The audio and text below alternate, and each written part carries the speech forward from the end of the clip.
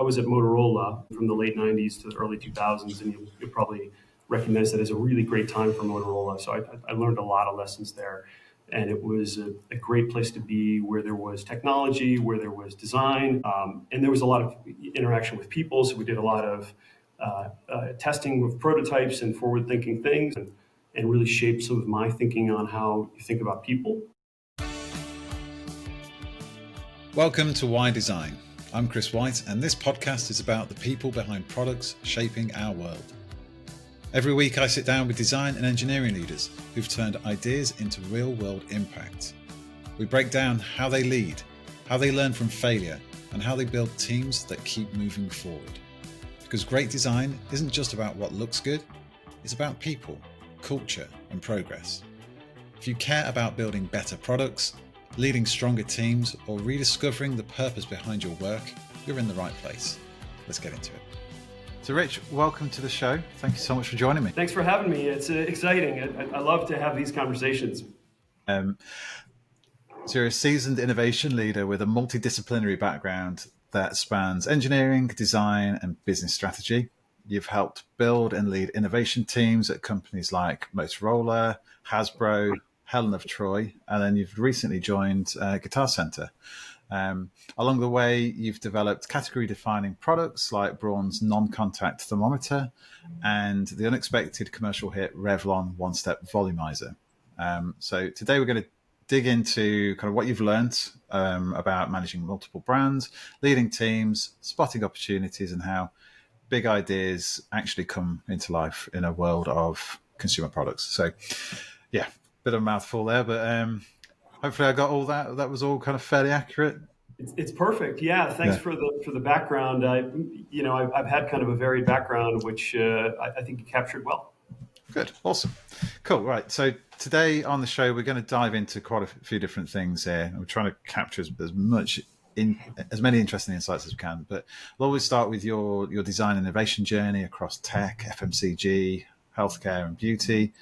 We're going to talk about what it takes to lead innovation across multiple brands, where good ideas come from and what makes them stick, lessons from projects that exceeded expectations and those that didn't, like the ones that we mentioned in the little intro, your approach to leadership, insight-driven product strategy, and building consumer trust. And then we'll kind of just finish on kind of Guitar Center. And if I have it my way, we'd only be talking about Guitar Center, but I guess it's probably a bit unfair as you've been there about a month. Yeah, were you in a band? I think you were, yeah. All right. I'm in a band, yeah. I don't know if I mention it at all, but yeah. So Rich, we always start the show with the one question: why design? Where did it all begin for you? Where did your design or engineering journey begin?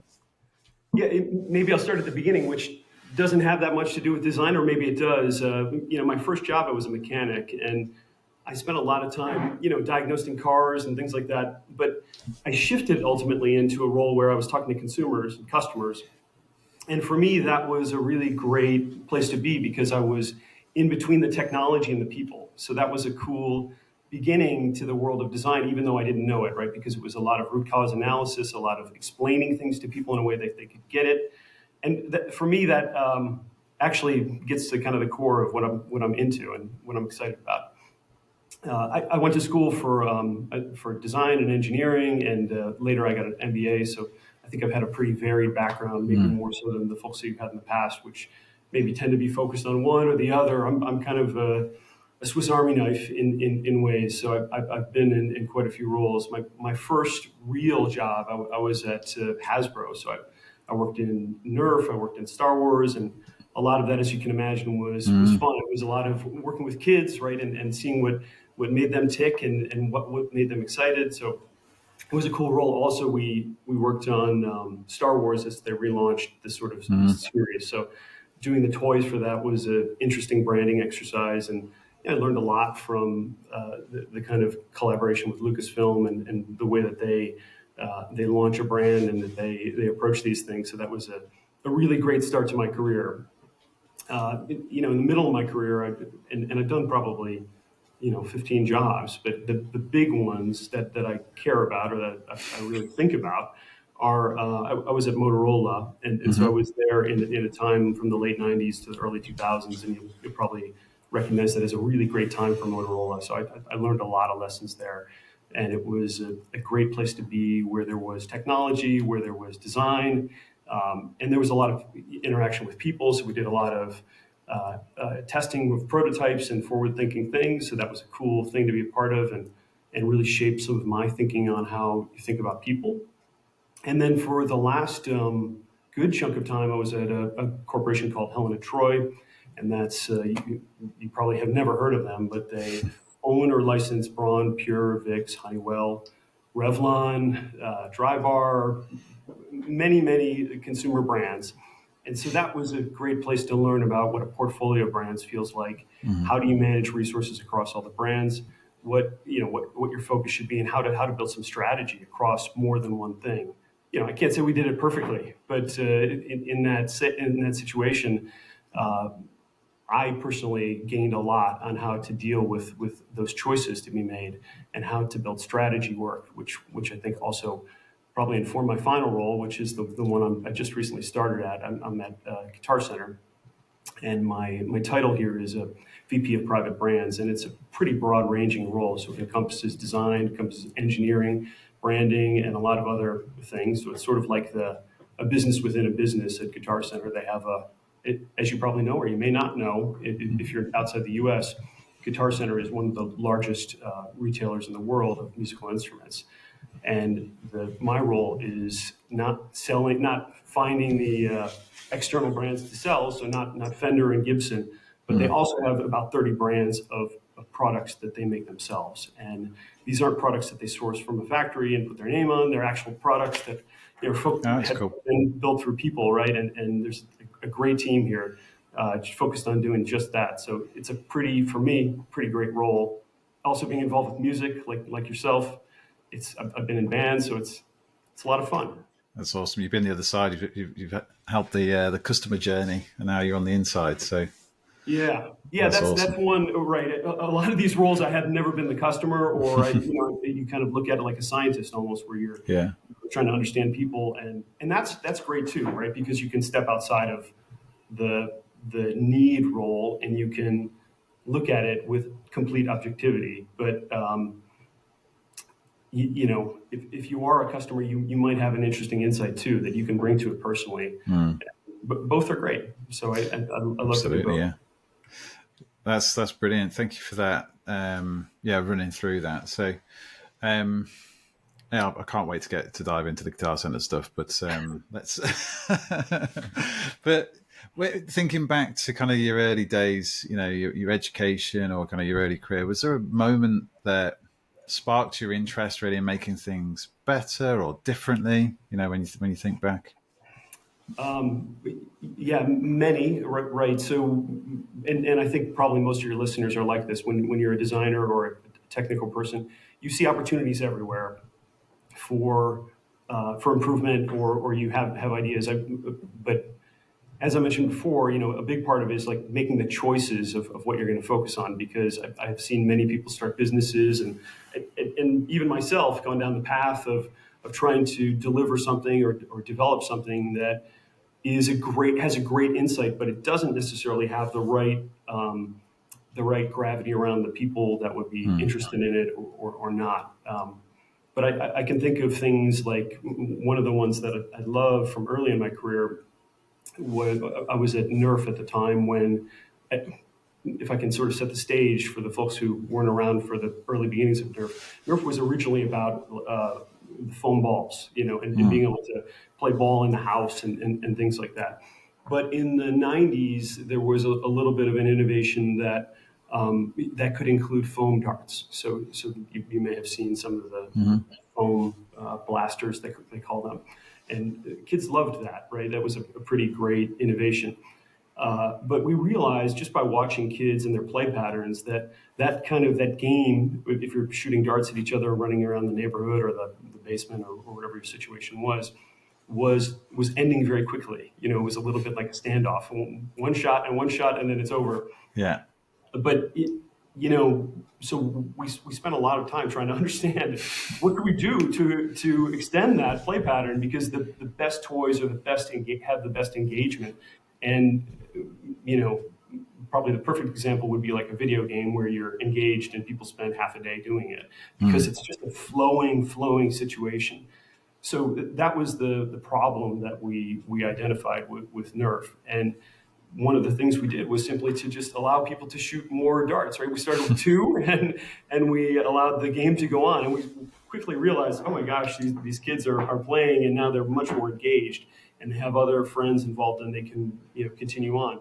And then we did more, and then we did more. So the game was about, how many darts can we do? Can we shoot 20 at the same time? And, can we have a sort of Gatling gun style? So it's a weird world to be into as a designer, because you typically think about so much about form giving and things like this, but this was much more about the real core of how you interact with products and so forth. So for me, that was a formative moment, and it helped me frame a lot of things where, of course I want to do beautiful products that people love and covet, but there's also an interaction framework, even in the physical space, that's really interesting and has can pay amazing dividends for people that go on for. People still, even adults play with no fun. So it was a pretty good gig to be at early in my career, and recognize that, and work with a bunch of smart people at that time that were analyzing things in this way. That's amazing. Yeah. It's one of those things, it's like you're not necessarily massively changing the product, but just by adding that little tweak, you're extending the playtime, you're giving more kids opportunity to see how much fun their friends are having. So then they're that then has a knock-on effect to spreading the word of how much fun it is, and then the nag power of to the parents. My kids have had nerves. I had nerves when I was a kid as well. It feels like it's a timeless toy.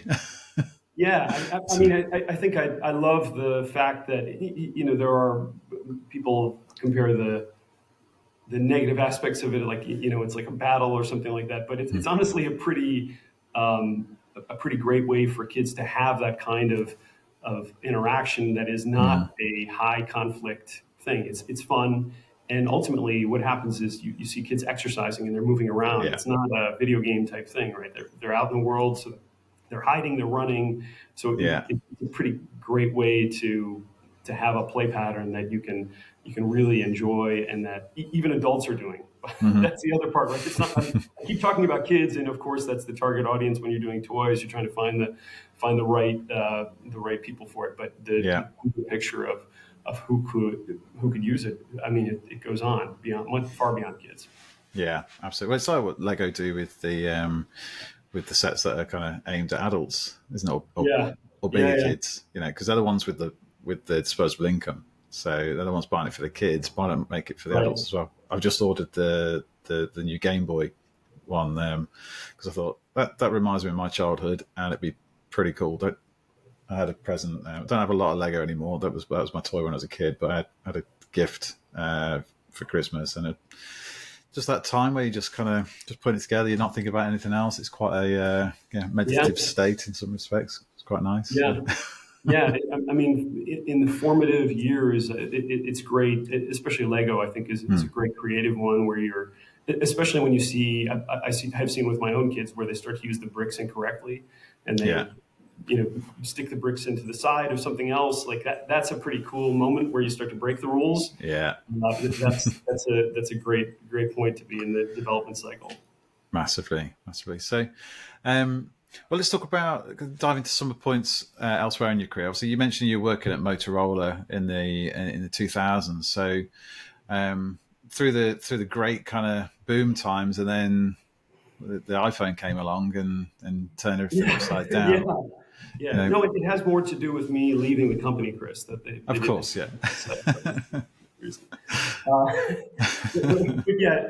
that's an interesting point you bring up. Actually, So you're right. I was in a great time and around for some of these developments like the Razor and things Yeah. like that, which was great to see. And also I worked with amazing, talented people, especially I would say the technical people. I spent a lot of time on Mm. the audio side working, to try to make sure that that the audio was working, and that was an age where you sort of take it for granted right now when you use a mobile phone as an entertainment Yeah. device. At that time they were not, right? They were just for making phone calls, and they were making the shift from being something just to stay in touch, but to get into a point where you were actually interacting with the world in a Mm. broader way. You were checking email, you were listening to music and things like that. So working on projects where we had that framed up, where this is an entertainment device as opposed to a communication device, was a cool. It was a great twist, right? Because Mm. people were thinking about it, and I think that's what led to a lot of the success of those products at that time. It also recognized that they're not just utilitarian devices. They're especially Mm. something you carry in your pocket all day or you hold in your hand. It's a reflection on you, just like your clothing or your shoes, and that was a big driver in the success. Mm. But I think you brought up the point of the iPhone, and I was just leaving at the time when the iPhone launched. Got yeah. So you didn't feel that. I didn't feel the pain Right, at yeah. that point. Like, sorry for the folks that were there, but I can say that everybody was well aware of the possibility of a higher end phone with the Mm. touchscreen, with the more with more illustrative features and Mm. things like that. And it was feasible. So it was totally within Motorola's capability to do that. Mm. It And feels like looking back now, just reflecting on some of the phones I had in my early 20s. I think it's the iPhone was like such a big leap in terms of where the tech was, but then we've not had anything up until maybe the folding phones now. That seems to be like the big advancement, but it's been like so it's long. been a But long prior time. to that, it's like you had the Razor. I had an LG phone that you could flip around and had like the screen turned into a mirror when it wasn't being used. I remember getting a Sony phone that was polyphonic and I could program my own ringtones onto it. I was like, wow, this is amazing. But now it's like the new iPhone comes out. It's like it's pretty much the same as the last one. Like, no Right. offense, Apple, but At it's the time, I mean, the iPhone was a really innovative device. So mm, it was innovative, but it was also at a price point which was much higher than yeah, Motorola. So that was a big part of the conversation. Like no one would pay for a phone that's mm, $400-$500 or 600, right? This is crazy. We make phones that are 200 or something like that. That's right in the core of the market. That's never going to be a big part of the market. But Apple was aware enough to mm, have this idea to come at a higher price point that would ultimately cascade into price points that the general population would yeah, chase, and they really created a buzz. So it was great. yeah. But that's it. They must have some kind of crystal ball or something in their R&D team because they do make a lot of good shouts, don't they? And it's really challenging the narrative around price and what customers will and won't pay for. Mhm. And I know I've read some kind of interviews with Steve Jobs and Johnny Ives in the past, and it's the focus groups and everything are great, but you'll only get so far by asking people's opinions. So sometimes you've just got to Yeah. go with what you kind of and try and lead. So it's quite interesting. I wanted to pause a moment to talk about Kodu, the specialist recruitment partner for physical product teams. When founders outgrow their early team and need engineers who can scale hardware, that's where we step in. When design consultancies win more projects than their teams can handle, we help them find senior designers who deliver without losing creative quality. And when established brands push into new hardware categories, we bring in leaders who've built category-defining products before.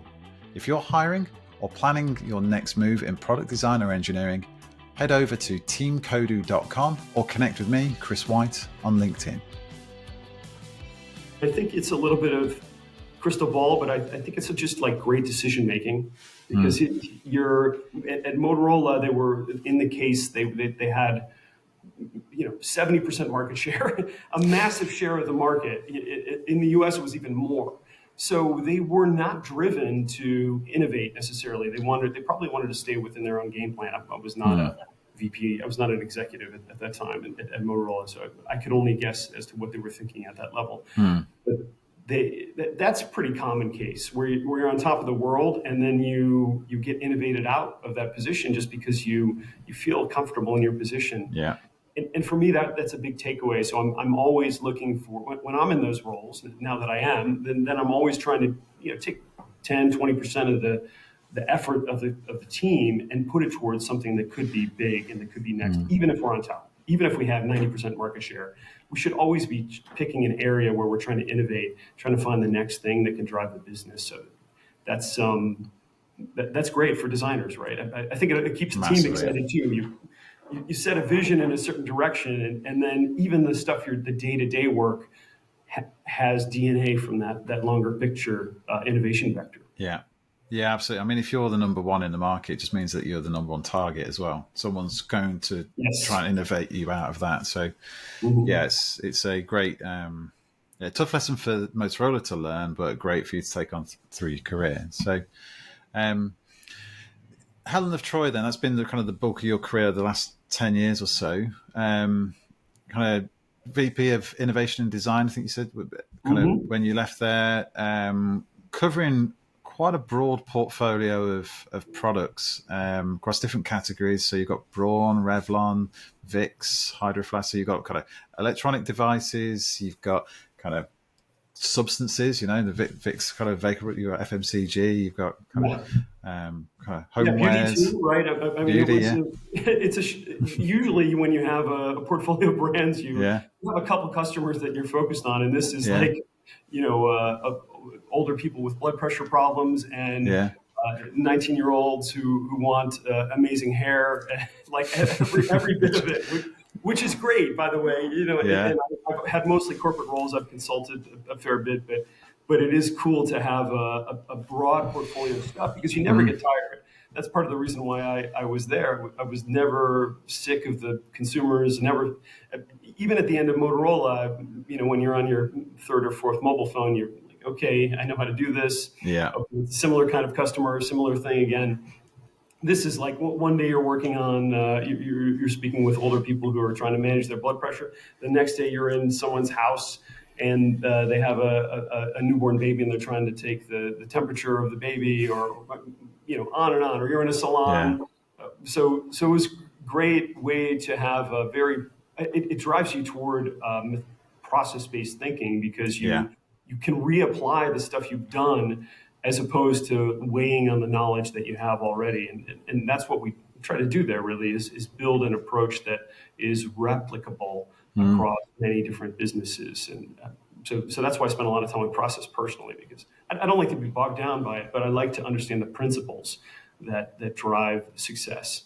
Yeah, if you've got a framework that works and delivers results, but is agile enough that you're able to deploy it at different brands or different use cases and still expect good results, then that makes a lot of sense. So during your time at Helen of Troy, correct me if I'm wrong, I imagine Helen of Troy is a business that will go and acquire brands and bring them into the portfolio, as opposed to, they didn't create OXO, did they?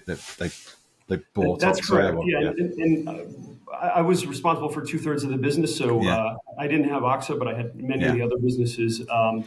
And it is a business built on acquisition. So as you can imagine, the new team coming in has different processes. Sometimes they have no processes. If it's a smaller business, I can remember situations like that where they had amazing market success because someone in the business had a great insight that led to excellent design work, and they just hit it, right?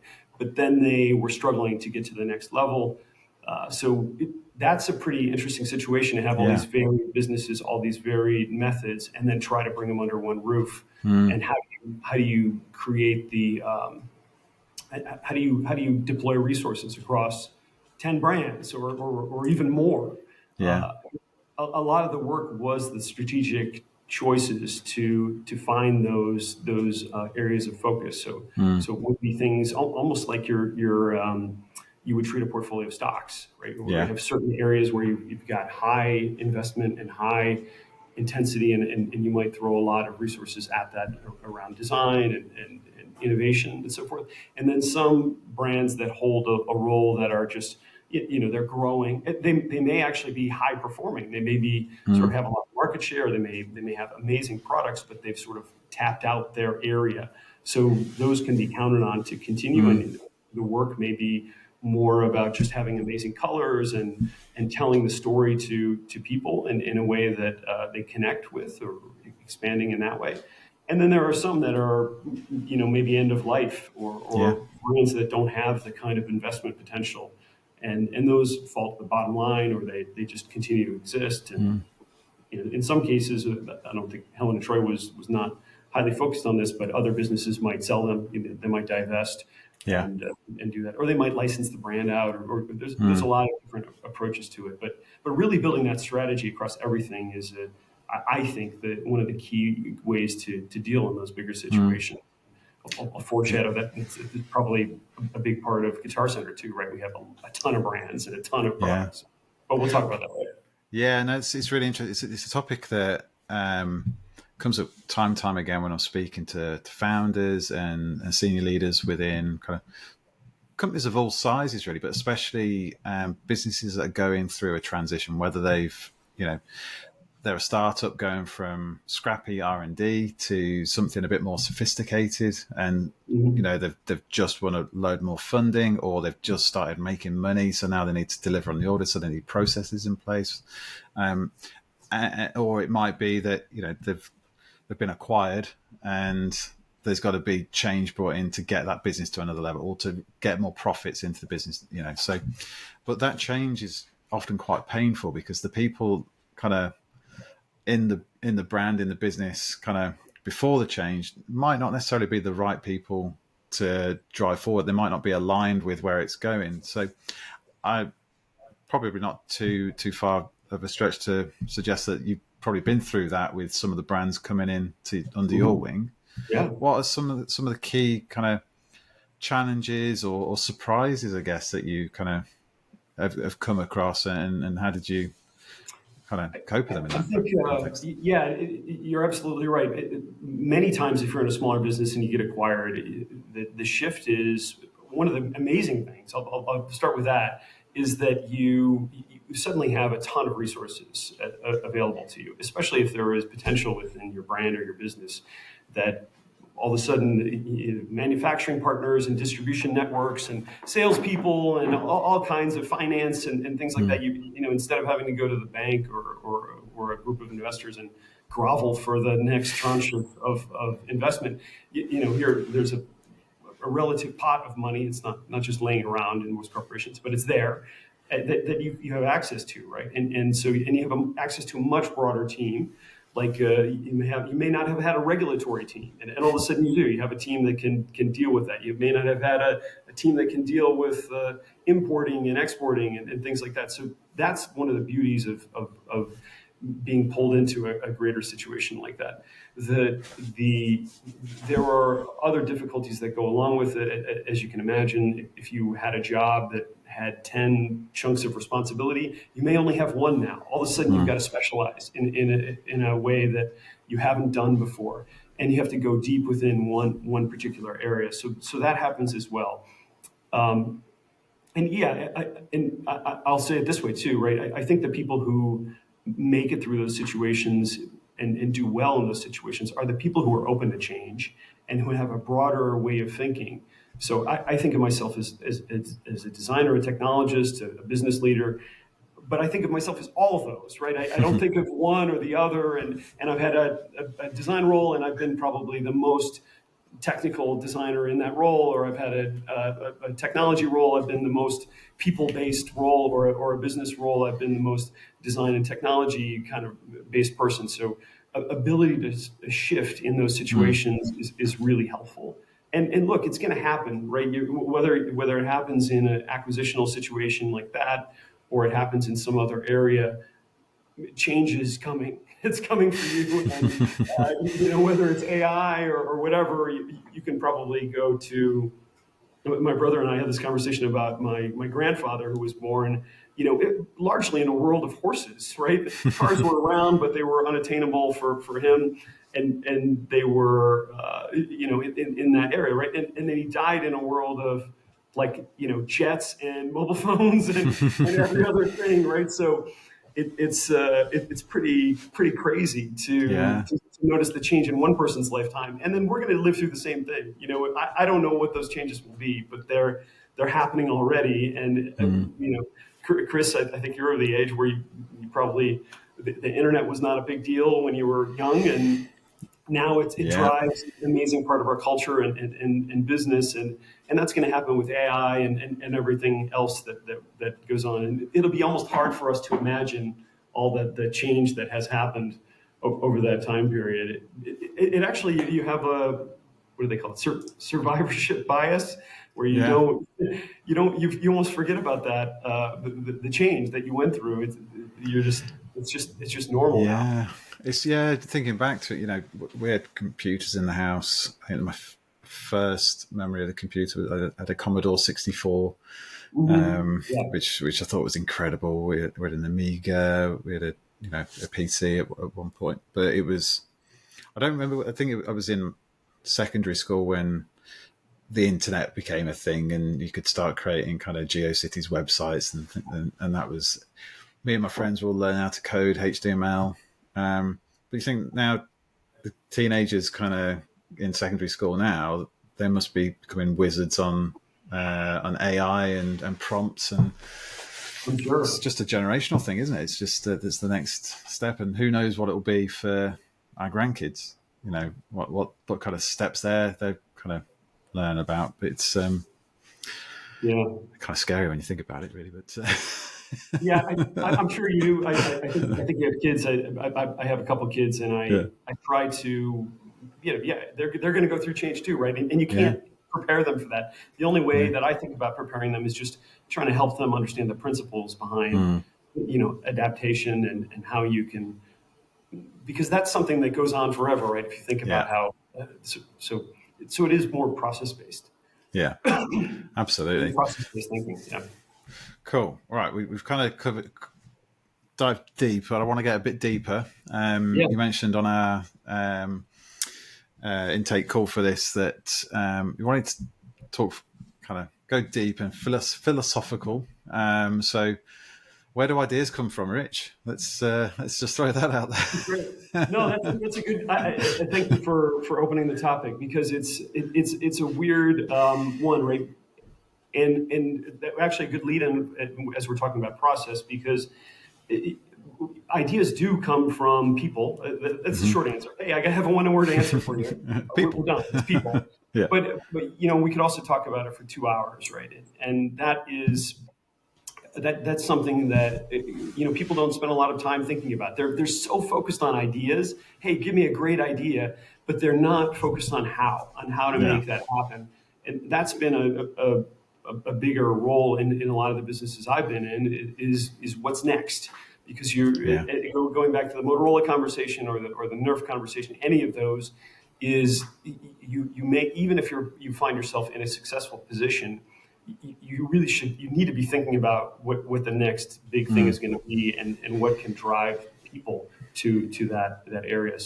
So I have spent a tremendous amount of time in my career in this area, just talking about trying to fill the pipeline of what could be next, and then try to filter out which ones are going to be the most successful. And that's a great role for designers. It's a great role for technologists, and a great role for business people too, because you've got all those components going on, and you might have seen from, I don't know, any given schooling that you've had. They all have their kind of approach. If you go to a technical background, then they have a very technical driven, methodical method for innovating. And then designers are very often, if you go to some of the schools I respect the most, they spend a lot of time trying to understand people and what their needs are.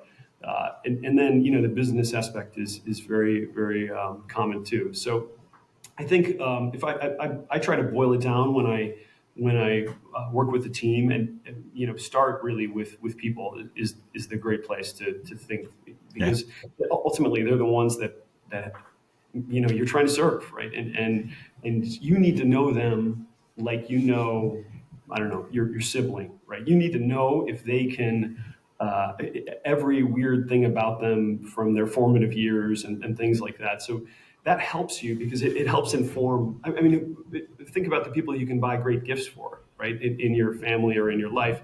It's tough for a coworker if you just met them. But if you think about your sibling and how long you've known them, you can find something that's really, really ties back to something that's at their core. And that's essentially what you're doing in most of the roles that we have, right? As a product developer, as a designer, or whatever your role is, it's really getting to the core of what they need. So observation's great. First thing that I always recommend is just go to someone's house, go to whatever the situation is, and watch them and spend a lot of time with them, probably more than you think is necessary, until it gets almost boring, and ask them questions about what was the first time, if it was, if you're working on guitars or something, you might ask someone, what was your first guitar? What was the first time you saw someone play a guitar? When did you first even think about playing music, and why? And really get back to where they were 5 years old, because those things don't go away. They stick, and they're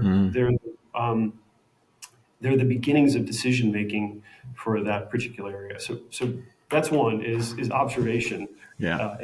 I assume you've done some of this. You probably do it in your normal life anyway, Chris. I do. Yeah. I mean, it's the title of the show. It's like, why is my go-to, or what does that mean? Kind of what impact does that? So I try and it sometimes in my head, I feel like I might be irritating people when they just want to give me a job briefing, but really it's like, okay, the vacancy is, and the job description that you've outlined is just one part of it. I want to understand what difference, having this person in your business is going to make. What does it enable you to do? What does it enable the business to do? I want to really get under the skin, and that's going to generate ideas. It's going to generate follow-up questions. It's going to maybe change the brief, because quite often I think people don't understand.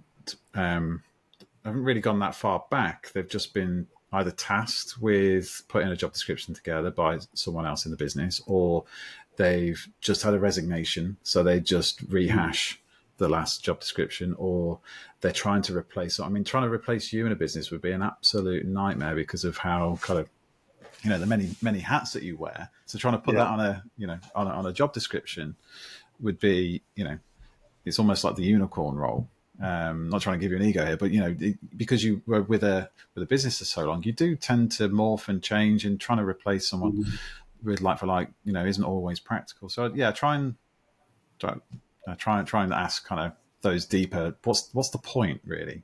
Would it be easier if we didn't hire? That's a great. I mean, it's a great question to ask. Those kind of extreme questions that frame out the space. Like, what happens if you didn't have this role? What happens if you had 3 people fill that role? What happens? You can have all these different discussions about it, and that will help them frame up the problem. That's the next part, which I love. You took it right there, which is to frame it up, and that's another part that people struggle with, because they just say, hey, I talked to a bunch of users, I had some great ideas, but they never get into the actual real problem statement, and that's worth spending a lot of time on, and being very particular about it, because it provides the guardrails for the team. It provides the way you frame the problem can mean, many different things. I don't know if you know the Theodore Levitt, but he has this famous quote about. Let's see if I can get it right from memory, but it's the people aren't looking to buy a drill; they're looking to buy a hole in the wall. And the idea behind it is, of course, that they're looking for a result. And so you could frame the problem as, let's design another drill. Let's design the best drill. But if you frame the problem around, hey, I need a hole in the wall, then it could be a punch, it could be a hammer, it could be whatever, a laser, who knows? I mean, it could you could even go further and say, do they even need a hole in the wall? Why are they asking for a hole in the wall? Yeah. Could we have a sticker to hang a picture or something like that? So framing it is a big deal, and that's a cool conversation to have, and that's what you're doing. I don't know how consciously. It sounds like you do think about it pretty consciously when you fill the I role. I do, yeah. I probably think too much in some respects, but it's important, isn't it? Because it's like sometimes it's like we end up and we're looking at a completely different thing to what they thought we were going into, and I've not done that just to flex my kind of psychological powers or anything like that. It's more what is the point? Do you really need it? Like you say, do you really need a hole, or Yeah. is the end result to have a picture on a wall? Because Mhm. the hole's one way of get into that, but there are other options. So yeah, I'm personally, I'm fascinated by that kind of, digging why. I think it's like the five whys, before you get Right. the Yeah. actual answer, and the psychology around that, and really getting into meaning. And it's probably why I've been in my line of work for so long, because I'm able to ask those questions both to business and also individuals. It's like, why do you want to move on? Yeah. Have you actually spoken to your boss about how you feel? If they could change one thing that would make your life a lot better and keep you, well, why don't we go and ask for that before we start sending you out to interviews, which is going to be a really stressful kind of situation to go through when you're quite happy where you are. I love that you brought up the five whys. That's one, and people may not be familiar with that construct. Which if I can just explain it really quickly, it's just trying to get to the root cause of something, right? So if you ask why and then you give a pause and ask someone Yeah. why again, it sounds inquisitive, and I have a friend that does that very aggressively almost. He says why, and keep going. Which I think he's from New York, so Yeah. Gets it's away with that it. Yeah. style.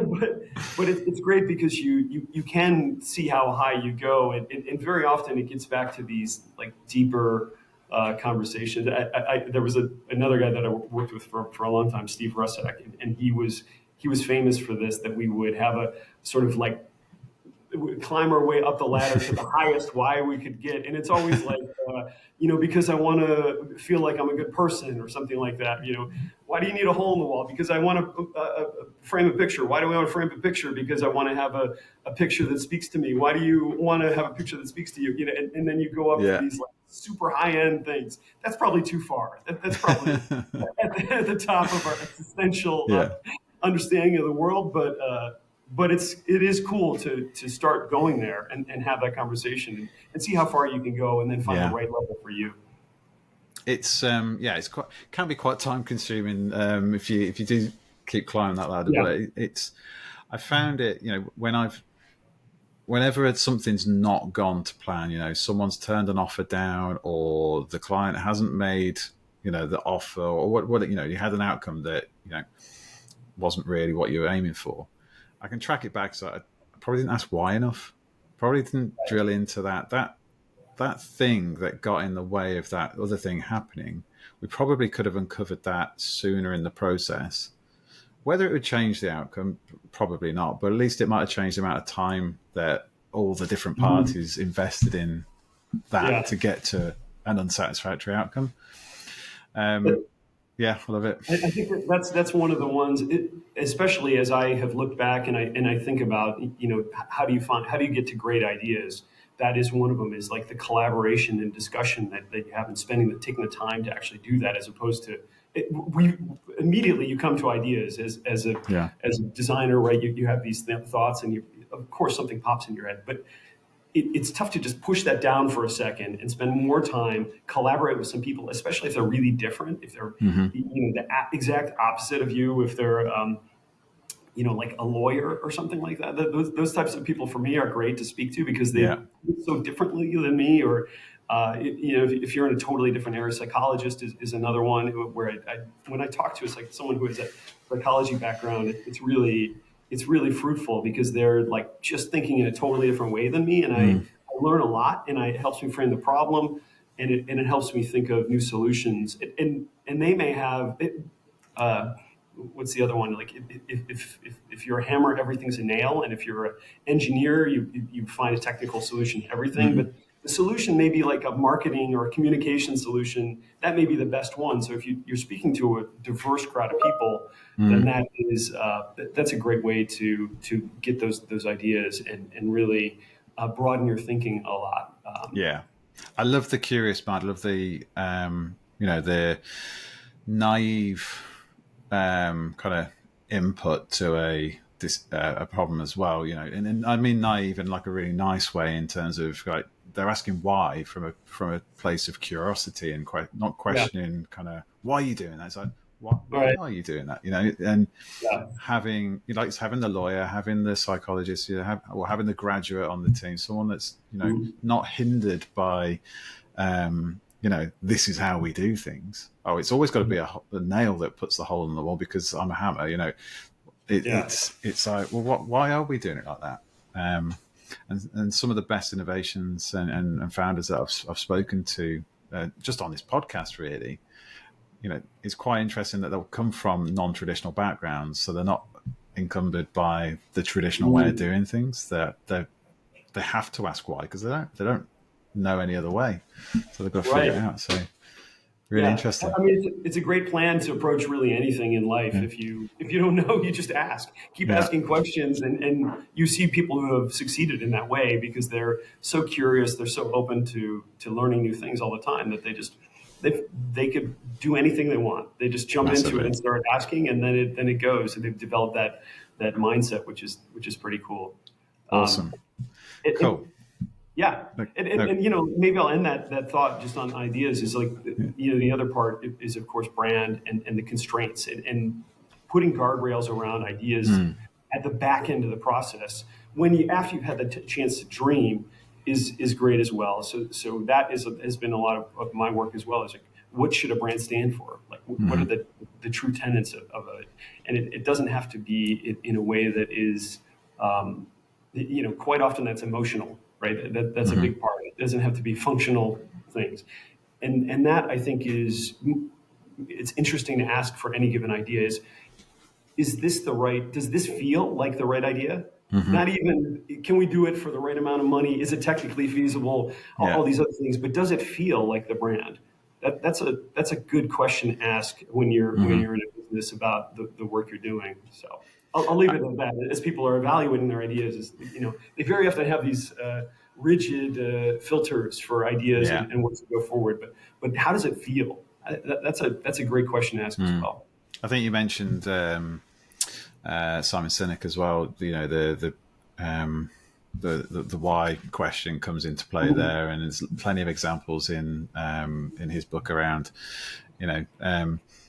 where brands have kind of launch products like to an underwhelming kind of reception, but then when they get back to their core values and release products that are more in line with their why, then they tend to do better. So interesting. So let's talk about we went off a bit of a tangent, but a thoroughly enjoyable tangent. But let's talk about some of the brands that you've worked on and managing a portfolio of brand. I mean, what's been the biggest challenge in managing innovation across such a diverse portfolio? It's always resources, right, and choices, because we can't do everything, and even at the biggest corporation, you have limitations on the team and where to put them. So going through the strat process to think about where you're going to have those choices and aligning really with the interim team is a big deal. So that's one of the things that I do in almost every role is hey, where are we going to make our choices? And very often I try to attach an ask to that. So if you're working with the executive team, they may say like, hey, I want to do this and do this and do this. It's like right away I'm asking for the resources to actually make those things happen, because that puts a little bit of pain into the conversation around the choice. So if they want to do everything, okay, cool, we need the resources to do that. But that almost never happens. Very, very rarely happens. And the other way around that is to work around the things that you want to focus on and the things that you can get the most out of. So that is an exercise within that I think a lot of folks they sleep on. They don't really think too much directly about it. People are asking for one focus in one area and then they just do it. But it's worth looking at the whole portfolio of thinking. It could be brands, could be regions, could be consumers, whatever your thinking is. You can move in those areas, and that will. That's a worthy conversation to talk about where you're going to get the most bang for your buck, and it could be that bang could actually be dollars, or it could be things like brand credibility, or it could be leadership in an area. So it may not just be about financial growth, but it could also be about other goals that you may have as an organization. Wonderful. I want to talk about some of the brands and some of the case studies as well. So you mentioned you've got a few kind of stories in your back pocket. One you've already mentioned earlier about the thermometer, the Braun non-contact thermometer, which was, an example of consumer health innovation that, ultimately went on to lead the market. I think a bit of an unexpected market leader as well, if I'm right. I wanted to pause a moment to talk about Kodu, the specialist recruitment partner for physical product teams. When founders outgrow their early team and need engineers who can scale hardware, that's where we step in. When design consultancies win more projects than their teams can handle, we help them find senior designers who deliver without losing creative quality. And when established brands push into new hardware categories, we bring in leaders who've built category-defining products before. If you're hiring or planning your next move in product design or engineering, head over to teamkodu.com or connect with me, Chris Whyte, on LinkedIn. And absolutely. So if you grew up in an era of stick thermometers, like most people probably listening have, you may have memories from being a child of having your parents sort of take your temperature with a stick therm and things like that. So that technology has been around for a long time, and Braun developed a technology for ear thermometry, which was an infrared sensor that would sort of read in the ear, which was really great at the time. It was a huge jump forward if you grew up in the stick thermometer era. All of a sudden, you didn't have to sit on the edge of the bed with a glass thermometer under your tongue for 2 minutes or something like that, with rattling against your teeth. That's sort of what I remember from my childhood. Yeah. But so Braun came up with an innovation to take the temperature through the ear, which was really great because you could take a much more accurate temperature in a much quicker period of time. But still, it's invasive, right? And one of the things we learned, as I mentioned, we always spend a lot of time going into people's homes and watching them actually use products like this.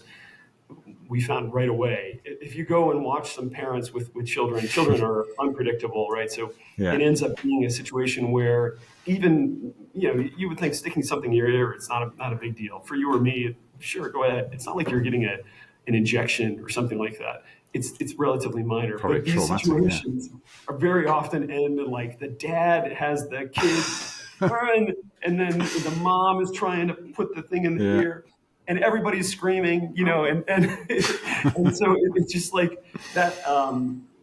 That changed our thinking quite a lot because there were already industrial non-contact thermometers. So there were thermometers that could take a temperature at a distance, but they were not super accurate at that time, and they were. So we were framing the problem in a way that. We really weren't sure, if that would be accurate enough to do that. So, but ultimately, we realized that the problem was much more about this invasiveness and how frustrating it is to take a kid's temperature. So the ultimate decision making was more around how can I get a great temperature that is accurate enough, but you don't have to stick something in someone's ear and do things like that. So that really led to the choice to develop a non-contact thermometer around non-invasiveness, and that was the real point difference. And that was a great product, right? So it did quite well in the market. It was one of the early entrants in consumer non-contact thermometers. And if you're a parent, you notice the difference, right? Instead of having to wrangle your kid, all of a sudden you can just take the temperature with it. And sometimes they even do it themselves. My kids did that at that time. They just take it themselves because it's kind of fun at that point. Yeah.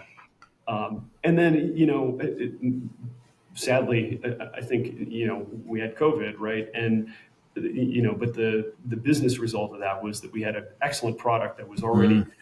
the easiest to use in that area, and really well positioned to help people in difficult times. So that was an amazing jump for the business, and which was, sort of like it helped the business, but we were already there in Mm. terms of the product being in the market, and really being the right one. And then you have these sort of, sometimes you get wind in your sails like that for a business, and sometimes it doesn't happen, but it was already great. And then that put it, even pushed it further. So that was a pretty great success story for the business itself. Yeah, absolutely. It's like you got to ride. You can probably getting my analogies mixed up, but yeah, you can only kind of play the cards that are dealt to you, can't you? You do what you can to set up, and you had a successful product before that, and then obviously COVID just it either exaggerated or destroyed businesses. I think you look at kind of companies like Logitech that absolutely flew because everyone was working from home all of a Right. sudden. But then the back end of kind of when things returned to normal, people started going back into the offices. I guess the same with Braun. Not so many people buying these Mhm. devices anymore because we've all got them. I've Right. still got the same kind of main It goes setup back that I had to in 2020. it goes back to something earlier you were talking Yeah, about, in Apple, and being making a strong choice to go forward with yeah, something without necessarily having market data. And I cannot tell you. I'm sure some of your audience has a feel for this, but when you're in a corporation, the risk aversiveness in the team is so high, and the willingness to test things and test it, and make sure that they're working. I'm talking about quantitative test, yeah, not just like having users do things, but like, hey, should we do this product or not? Let's go expose it to 300 consumers versus the key competitors, and talk about it. And then in most cases, when it actually launches, there are outside influence factors that cause yeah. it to be a success or not. So it's like, okay, we spent all this time testing quantitatively internally to make sure that we felt good about this, Mm, and then we had COVID, or the factory shut down and we couldn't ship it anyway. yeah, You have like these factors that play. So I think that's, I would give it a grain of salt. I'm not against yeah. trying to put some numbers behind things, but your point about like just understanding, is a great idea for people, is Mm. first and foremost in my mind. Yeah, I think we speak a lot about kind of product development, and I've recruited lots of R&D and test engineers over the years, and um, you know there's a big part of the job that's pre-launch and making sure that the product's safe, and they've done all their FMEAs and they've tested all the different scenarios that you think might come up. But until the product's out in the market and it's with the retailers or it's with the customers, you don't really know hardly any of the scenarios, really, Right. because people will do all sorts of stuff to your product. Yeah, totally understandable. Yeah.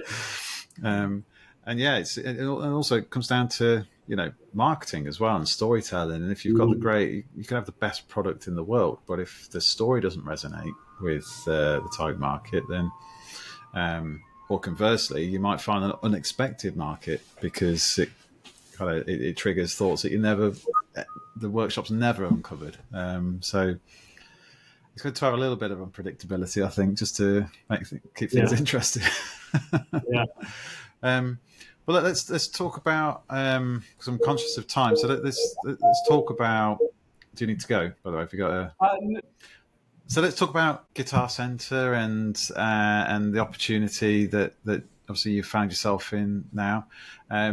Obviously, my day job's recruitment, so I'm always interested in hearing people's kind of experiences with being recruited, especially when it's as fresh as yours. So, Mhm. full disclaimer, I had nothing to do with it. So anyone listening thinking this is a plug, no, I'm just genuinely You curious. could have, Chris. You could have killed it. Could have Truly absolutely would right. have. I could have smashed it, yeah. But so, how did you first come across the opportunity at Guitar Center, and what was that process? Because it was a relocation as well, wasn't it? Yeah, and for me, I'm interested in roles, and when I see something, then I very often apply for it, even just to talk. So Yeah. even if I'm not, even just to have a conversation, that's a good one. So this one was a posted role, and I believe they looked for a long time to try to find someone who might be a good fit, and that took quite a while. So I think they did have a question of where the focus should be within the role, because it's kind of multi-ranging. And to your point earlier, I'm a little bit of a Swiss Army knife in some ways in all the capabilities I have. And there were probably killer branding people or killer technical people. I'm imagining their journey, and then ultimately they came to some perspective on who might be a good fit. But yeah, I applied for this one. Usually it's people calling me rather than the role being posted itself. So that was a great way to get into it. And then it was a pretty great conversation. The leadership team here is incredible. So they've been through a lot of change in the last couple of years. So I'm 100% aligned with their thinking on how to grow the business and so forth. So it's really cool to work with people that are in the same mindset, and they're dynamic, and there's a lot of great change going on here. So for me, that drew me to the role. Of course, it's got like all the pieces that I like. It's got the portfolio part. Yeah. It's got the innovation part. It's got the design part. It's got business and how to tell brand stories, which is great. Like owning brands is a lot of fun. So all those pieces are things that I'm super excited about. And then the icing on the cake is just that's in musical instruments. And I can't say that I'm a fantastic musician, but I've been in bands and so forth. So for me, it's super fulfilling to work in something that you love.